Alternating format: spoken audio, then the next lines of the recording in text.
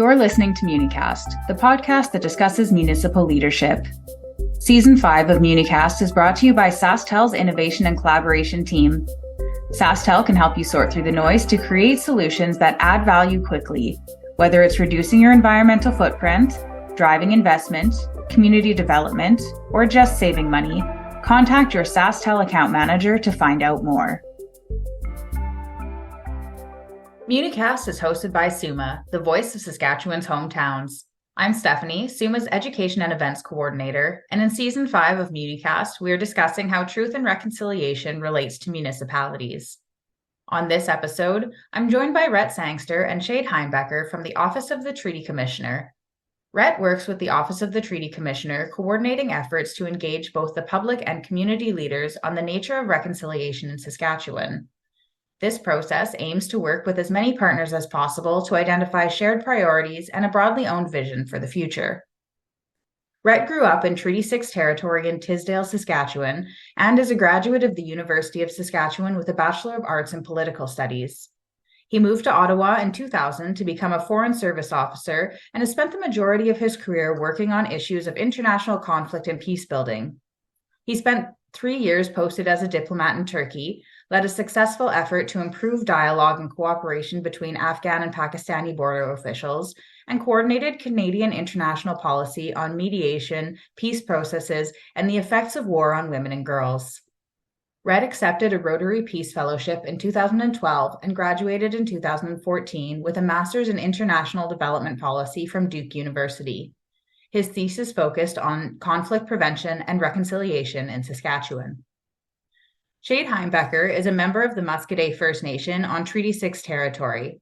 She was eager to learn about the treaties, Canada's history, and the importance of her culture when she was in her adolescence, and had the opportunity to work casually for the Office of the Treaty Commissioner from 2010 to 2015, where she prepared treaty kits, DVDs, and educational binders. She also attended booths at various events and was a day camp leader where various traditional activities were done, including the preparation of traditional food and helping children to understand their culture. Shaid has completed both her 4th and 3rd class power engineering through the Saskatchewan Indian Institute of Technologies. Her return at the Office of the Treaty Commissioner in the fall of 2021 has allowed her the opportunity of gaining a deeper understanding of treaties and the history of Canada, as well as her own culture, all of which she is passionate about. She is working with the reconciliation team in the Truth and Reconciliation through Treaty Implementation Department, helping guide organizations on building an action plan for their reconciliation journey. Welcome, Rhett and Shaid. Thank you very much for joining us for this conversation. Thanks for having us. Good morning.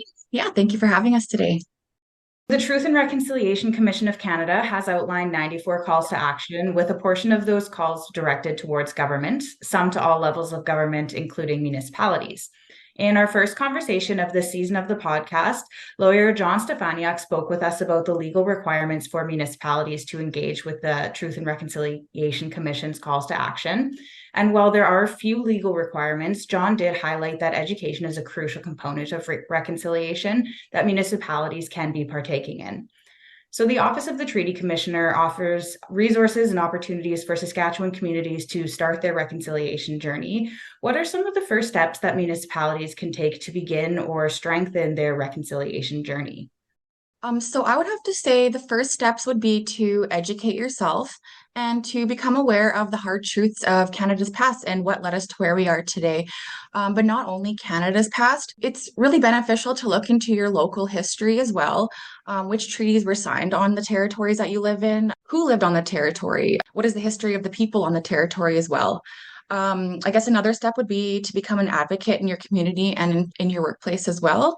And yeah, for me, those are some of the key factors in beginning your reconciliation journey. There is the growth model that the Office of the Treaty Commissioner has created, and it's outlined on your website, and it consists of 6 steps within 4 categories, if I'm getting that correct. Why was it important to outline this process in this way? Yeah, well, it was a bit of a process in that we were trying to listen to Saskatchewan folks about saying, what does this future look like if we're successful on treaty implementation? And so we went out and created a vision of reconciliation and treaty implementation based on those voices. And then from there created essentially kind of a logic model, some steps to get to that vision. So, again, we were hearing from people that, well, what does this actually mean, reconciliation? What are we going for? And then what are some actual tangible steps that we can do? So this was an attempt to create a bit of a journey for people and to sort of lay out some real tangible things. Okay, here's some things that you need to learn in terms of building your own capacity, both as an individual, but also as an organization or municipality, for example. You need to learn about anti-racism.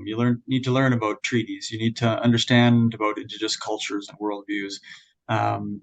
And then taking that next step further, what are the things you need to do, and how do we live? So this creates a bit of a framework around which people can kind of think about their work, and it's intended to bring in both the calls to action of the Truth and Reconciliation Commission, but also the calls to justice of the murdered and missing Indigenous women and girls inquiry, as well as the UN Declaration on the Rights of Indigenous People, the UN Sustainable Development Goals, all these sort of major pieces of research and knowledge that are out there already. We tried to pull it together into some tangible steps, again, that organizations, that municipalities can use to figure, okay, where are we on the journey? What have we done and what have we not done?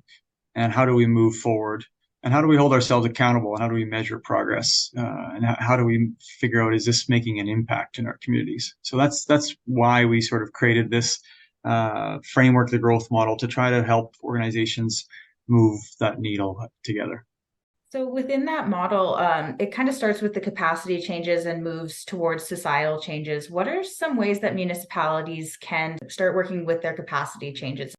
With capacity, I guess with our growth model in general, so there's 3 phases, 28 outcomes and 4 elements of the vision. We also have 6 stages from engage, learn, strengthen, change, implement, and harmonize. So starting at capacity changes is kind of about what you know, and it's about how you think. So I guess it would be understanding who you are and where we came from, learning about your local and national history, learning Indigenous spirituality, worldview, and ways of knowing. And then I guess realizing how inequities and privilege play out in our lives. And once you get a little bit of insight and know about those capacity changes and how we think, then you're able to move on to the behavioral changes. And under that would be stuff like utilizing trauma-informed approaches to reduce ongoing harm, hiring Indigenous people within your organization, revising policies and practices to challenge system inequities. So once you know how you act, then you can actually move on to societal changes, which would be, integrating First Nation and Métis languages, amplifying and supporting Indigenous voices to advocate for their rights and interests, and transforming all of the spaces and systems to be equitable and anti-oppressive. Yeah, if Everett wants to touch on that one as well. For municipalities, they need to ensure that their employees are well informed about our history and about racism and about different things that affect what they do. They need to build relationships, and they need to start acting accordingly based on that. So how does a municipality hire Indigenous people? How do they create a safe work environment so that Indigenous people want to work at the municipality and want to stay working there? How do you look at your policies? Those kinds of things. Those are all important pieces that I think will move from just the learning stage to the actual doing stage. And then again, hopefully that's kind of the way we change the way we live. Municipalities, we all know Saskatchewan has its challenges, but small towns and First Nations have a lot in common and have a lot of benefit to work together. And so, building those relationships, building that trust, and starting to build your policy so that you can work together on, whether that's waste management or all kinds of issues that are out there. It's really is in everybody's interest to work together. So that's all really great ways for municipalities to start moving forward. I know the Office of the Treaty Commission has been measuring reconciliation in Saskatchewan. What are some ways that you're doing this, and why is it important to measure how the province is doing as a whole with reconciliation? Yeah, well, we think, when you measure things, that's when things get done, and that's when you hold yourself accountable and things. So again, we've got this sort of collective impact style of policy change that we're trying to do, which is that this idea that if we can all agree on where we're going and what the vision, what the common agenda is together, and we measure progress in the same way, we use the same language, you use the same ways of measuring, then that's how we can see together if we're making progress towards where our common agenda is. And so I think the measurement piece is really important to hold ourselves accountable to just to see again how are we doing, where are we falling short, where are we exceeding our expectations, and then maybe you readjust resources as a result. It's sort of a common looking at ourselves and holding ourselves in the mirror and saying, okay, this is where we want to get to, and we're not quite here yet, or we're doing really well there, and just recalibrating, re-strategizing, again, working together towards that future. So we think that the measurement piece is really important. And then what we've been doing again with this growth model is working with organizations to create action plans. And so I have worked with the city of Saskatoon, for example. That was the first organization we did it with, actually. And so I think that's the first municipality that we've done it with. But to sort of look at, okay, what has the municipality done so far and what needs more to be done? And then how are we going to measure progress on that? What are some of the indicators? What is the kind of the data that we need to start collecting so that we can see in 5 years if we've made progress? We're just about to finish a process with the Saskatoon Police Service.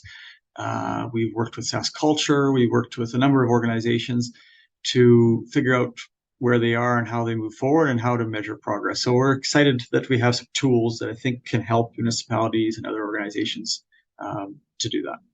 It was really interesting when I first saw it because it wasn't something that I had realized was happening prior to kind of looking into things before this conversation. So I'm really excited to see where that goes and what the layout is looking like throughout Saskatchewan. You mentioned a little bit that there are materials that you can offer to communities to start to improve their work towards reconciliation. What are some of these materials or ways that municipalities can start working towards reconciliation? So at Office of the Treaty Commissioner, we do offer a few different educational sessions, one being the Treaty Learning Journey, in which we recommend taking before the full truth and reconciliation through treaty implementation phases. The Treaty Learning Journey is a journey in which you will learn about Canada's history, including the treaties, residential schools, the Indian Act, and present-day issues, etc. And so the TRTI, which is the Truth and Reconciliation through Treaty Implementation process, is a process. It goes in depth of where an organization can sort of map out how far they are in their reconciliation journey, using our growth model and TRTI framework to sort of map it out. So it's followed by a collaborative process in which recommendations are made by the final meeting in phase 2 with the organization.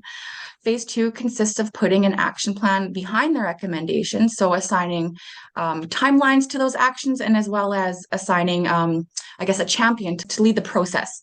Not only do we offer these informative presentations, but we also have a variety of Speakers Bureau members who go out into the community and teach on topics based off of what was requested from the businesses through our website. We also offer tons of resources people can access and order online as well. That's a lot of places that people can reach to. And SUMA has used the Speakers Bureau before, and it's a great resource if you are looking for someone to come and speak on a topic. We're also very connected as well. So if people are looking for resources on anti-racism or other topics that maybe OTC doesn't specialize in ourselves, we can put you in touch with lots of other people. That's good to know because it's always nice to have other connecting resources out there. It's hard to hold it all on your own. So to know that there are people that can find who we need to, it's something that I think is very beneficial for a lot of municipalities. Or another one too, actually, I'm thinking about is land acknowledgements. We often get calls from municipalities asking, okay, we've got this meeting coming up. We want to do a land acknowledgement. We're not exactly sure how to do it. What do you think about this language? So we often would sort of be a sounding board for organizations to do that as well. And so push them to do some of the research and make it as personal as possible. And really, it's those land acknowledgements are a lot more powerful, a lot more meaningful if they're not just sort of read, the standard, but thinking about how does that land acknowledgement relate to your community and you personally, and how does that fit in terms of the treaty relationship and how are we going to move ahead together, things like that. So we try to often respond to those as well. Yeah, and that's a great example of challenges that some municipalities face.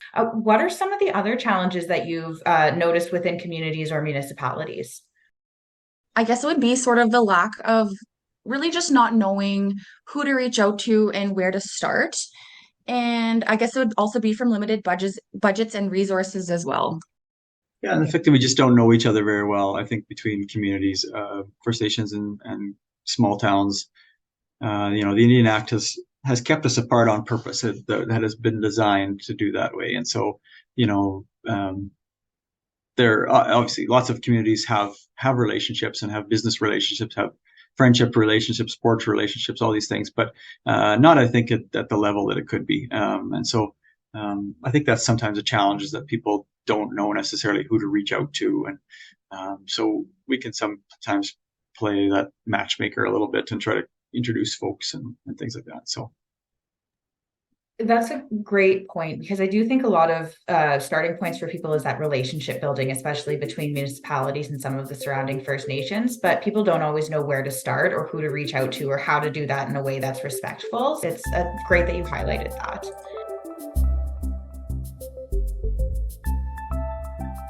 Across the province, SaskTel is engaged with many different municipal organizations who seek to innovate. Contact your SaskTel account manager to learn more about some of these initiatives and how they can help your municipality today. You had mentioned a little bit before how you've worked with the city of Saskatoon. Are there any other success stories from Saskatchewan municipalities? yeah, I think again, there's 12 of these circles across the province, and I would say the municipalities have been involved in almost all of them. I can't think of any that off the top of my head where they haven't been involved.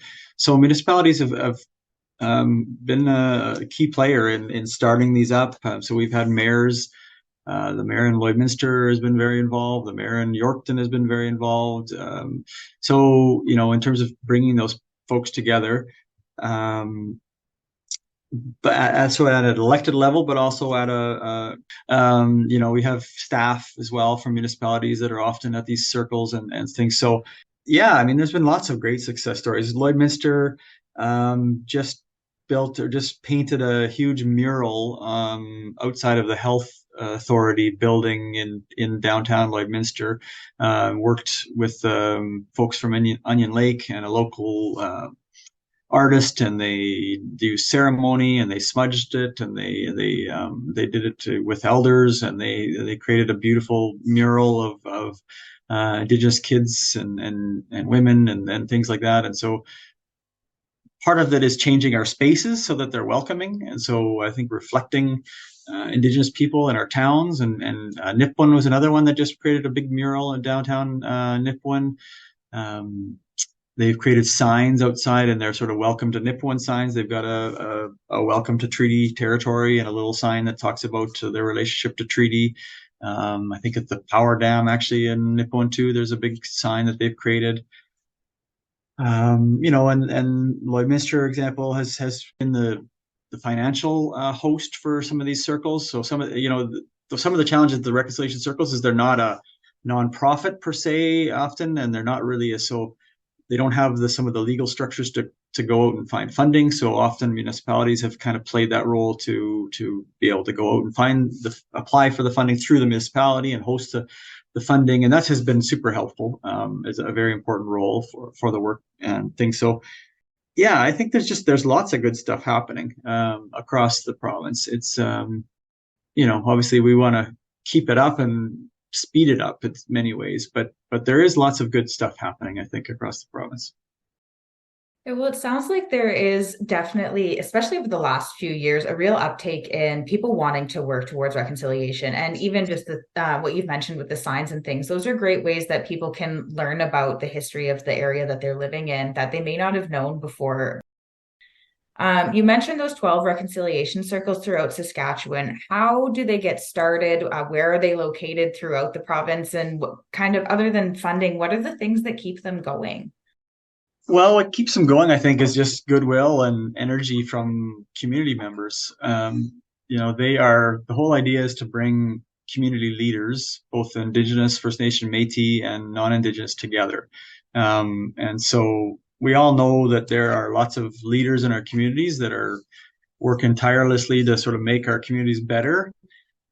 But we found that often the Indigenous and non-Indigenous leaders don't know each other, those community folks. So we tried to create some space where people can come together and sort of get to know each other, start to build some trust, some relationships, start to learn and unlearn together, and start to plan. Often, sort of, it's public awareness type of activities. So a walk for reconciliation, or Tisdale and Melfort just organized for Orange Shirt Day, September 30th. They organized some movies at the local theater in Tisdale, and I think there was some kind of a walk around the park. And so often it's about educating their community about residential schools, about reconciliation, those kinds of things.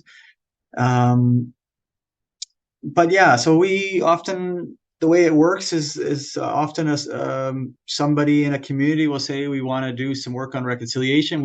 They'll have a small group of 10 sort of folks that they've often brought together, and they say, I've heard about this, how do we do it? And then we sort of support them as much as we can in terms of trying to give advice on, including elders, for example, or advice on protocol, or how to get some things started. What are some of the funding opportunities that are out there? We have so we're trying to create a bit of a hub of between the communities as well, so that they can talk to each other and say, okay, this worked in Yorkton, or this worked in Prince Albert. Have you tried this? Or this didn't really work very well here. Kind of creating a community of sort of reconciliation workers that can rely on each other, that can push each other, can support each other. This is sometimes really hard work and sometimes kind of lonely work, and so I think we need to kind of create some community there. So yeah, we at the OTC try to support in whatever we can.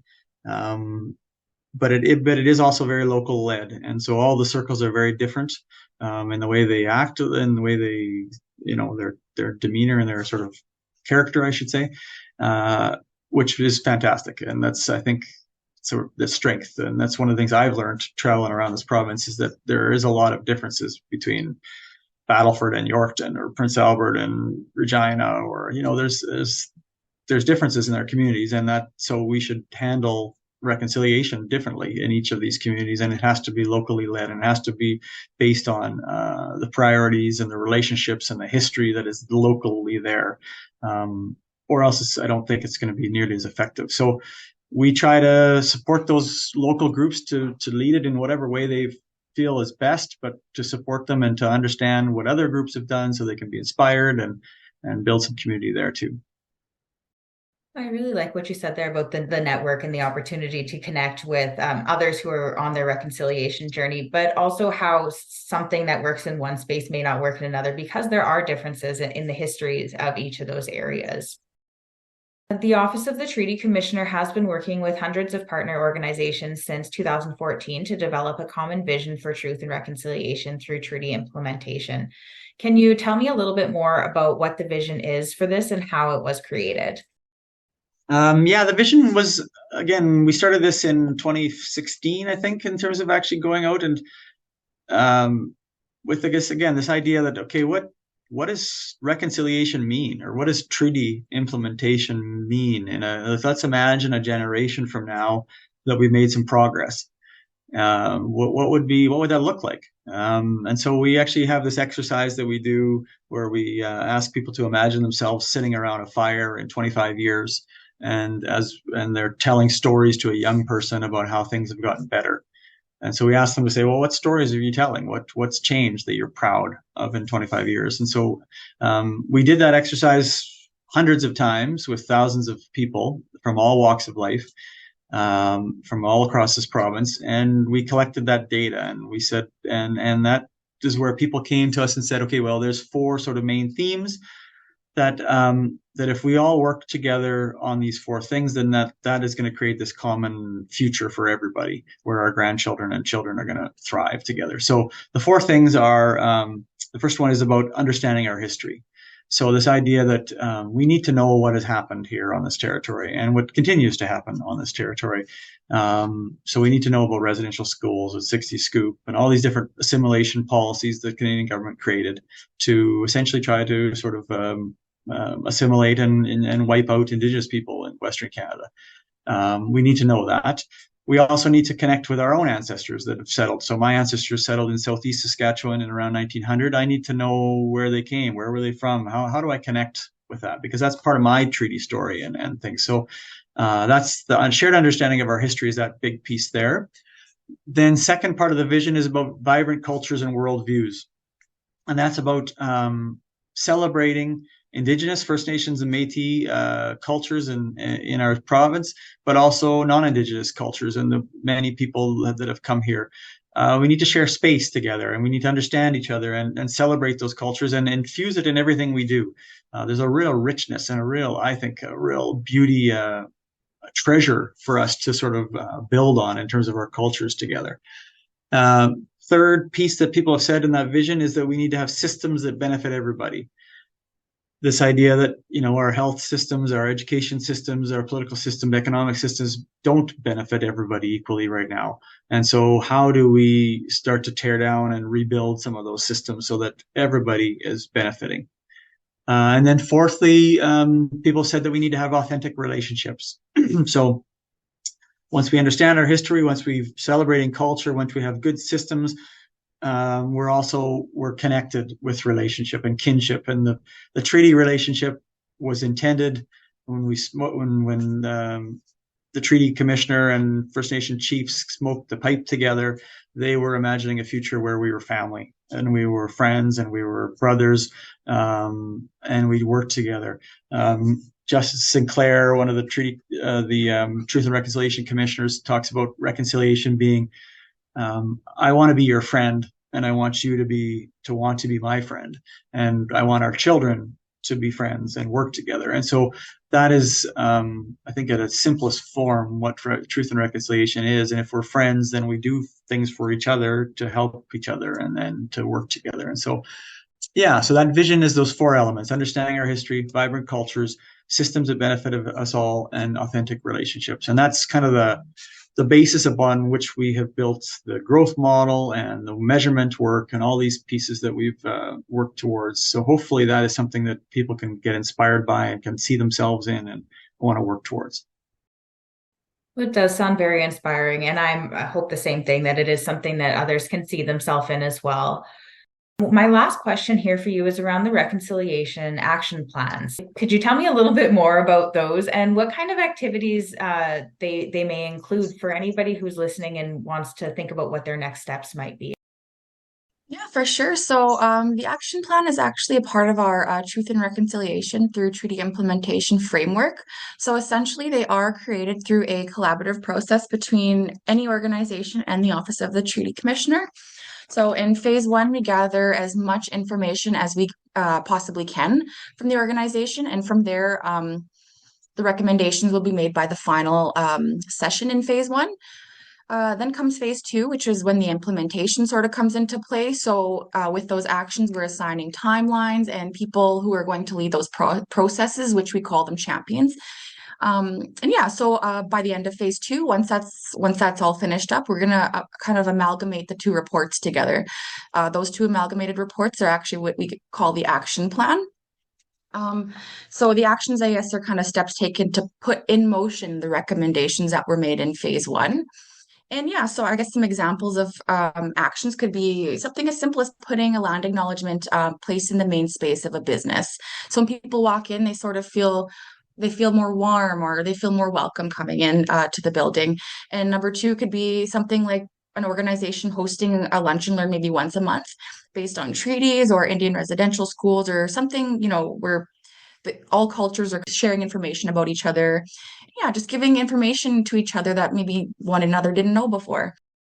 And also inviting, local First Nation speakers to attend those lunch and learns. I guess the actions are things that are really going to push the organizations, and I guess a person from a personal perspective, into the reconciliation journey. It's very similar to what Rhett was saying earlier about how it looks different for everywhere. So each action plan is going to be different based on those first couple of phases. That does bring me to the end of my questions for you. Thank you very much for taking the time to speak with me today. Is there anything else that you wanted to share with municipalities before we leave off here? There's a lot of opportunity for municipalities, I think, within reconciliation to to work with Indigenous folks, to communities to work together. There's a lot of common challenges, a lot of common objectives, I think, and so it just makes a lot of sense to work together and to understand each other better. The alternative is not a good one. So, we really need to work together. And, I have a lot of faith in this province. I've lived across other places and really come back here and love Saskatchewan. But I know that we've got issues. There's some pretty serious racism issues, pretty serious across this province. And so I think it's really imperative on municipalities. I don't think it's actually a choice. I think you need to work on this stuff. It's a responsibility, and there are tools out there, so there's not really any excuses to not do it.